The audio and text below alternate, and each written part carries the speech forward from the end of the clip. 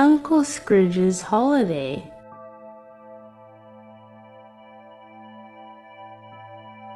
The next few days were a blur of more holiday brochures arriving at Uncle Scrooge's shabby home. Every time Donald came by, there were new stacks of leaflets, each one more colorful than the last. Scrooge would eagerly grab them and find new places to stick them, turning his house into a strange, eclectic collage of sun-soaked beaches and sparkling blue oceans. Donald's patience was running thin. He couldn't understand why Uncle Scrooge would go to such lengths to surround himself with vacation imagery, but refused to actually take a holiday. Surely, all those bright, sunny scenes were doing nothing but making him more miserable by reminding him of places he'd never visited. One afternoon, when Donald visited his uncle again, he found Scrooge standing on a ladder, sticking a large tropical beach scene above his fireplace. Donald sighed as he watched the familiar routine unfold. "Uncle Scrooge," he began, trying to keep his tone polite, "when are you going to stop?" Scrooge glanced down, a little surprised at the question. "Stop? Stop what? I'm just getting started. Lad, this is a masterpiece in the making.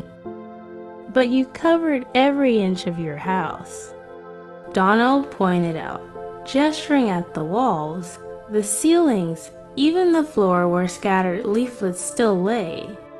"It's like living inside a holiday brochure. When are you going to actually go on a holiday?" Uncle Scrooge chuckled, continuing his task. "Oh, you're thinking too small. Donald, you're seeing this all wrong. I don't need to spend money on a vacation to enjoy the sunshine. I can live in it right here. You see, I've got it all figured out. I don't have to leave my comfort zone, and yet I can enjoy all the luxuries of a tropical getaway." Donald was getting frustrated. "But it's not the same thing, Uncle. You're pretending to go on holiday, but you're not really going anywhere. What's the point?" Scrooge lowered the ladder and took a step back, admiring his work. "You just don't get it, do you, Donald? You're always rushing off to spend money on trips and vacations, but why bother?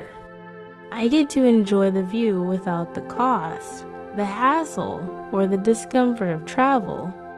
Why would I ever leave when I can have the best of both worlds?"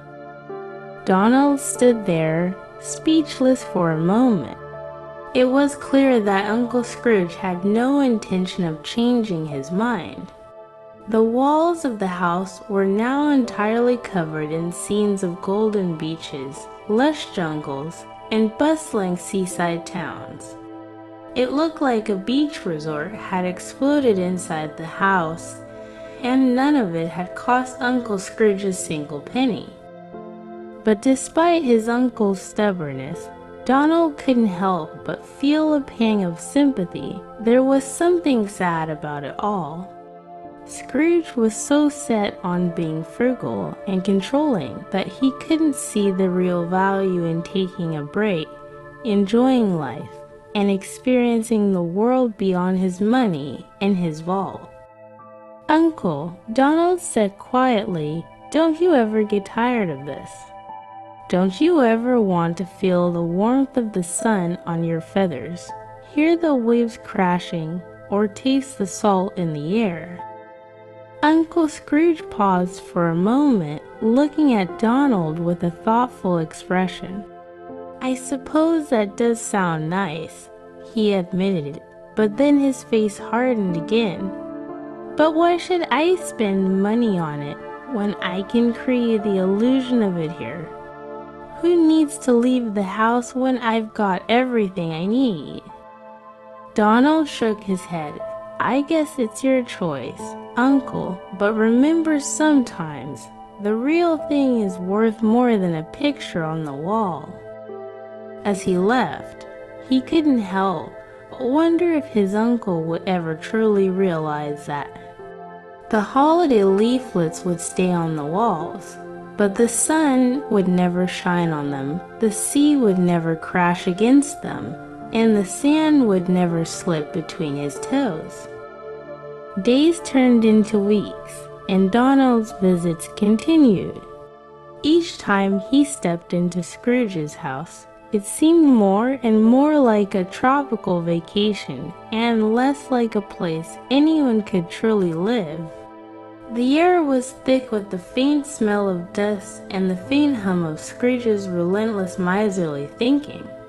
The beach scenes on the walls began to blur into the background, like an artificial world that was never meant to be real.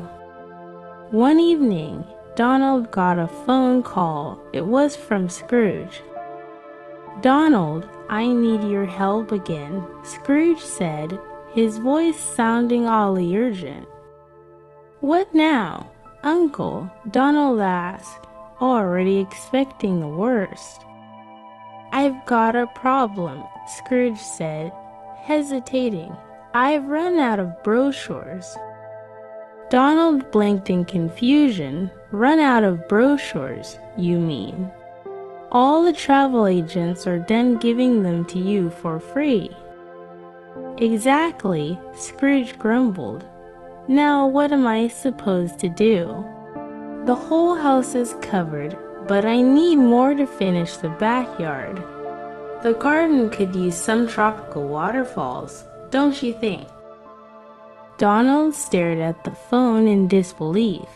He wanted to laugh, but instead, he just felt sad for his uncle. "Uncle, you've gone too far," he said, his voice softer now. "You've turned your house into a fake paradise. You've covered everything with pictures of places you'll never visit, and it's all just empty." There was a long pause on the other end of the line before Scrooge finally responded. "Well, Donald, maybe you're right," he said quietly. "Maybe it is empty. But it's the best I've got, and it's all I've ever wanted." Donald sighed deeply. "I think you've forgotten something, Uncle. You've been so busy trying to save a few coins that you've missed out on something that can't be bought. You're not just missing out on vacations, you're missing out on life itself." There was a long silence. Then, finally, Scrooge spoke, his voice softer than Donald had ever heard it. "You think I'm missing out, Donald?" he asked, almost like a question to himself. "Maybe you're right." And for the first time in ages, Scrooge McDuck seemed to ponder the possibility that there was more to life than just money and more to holidays than just pictures on the wall.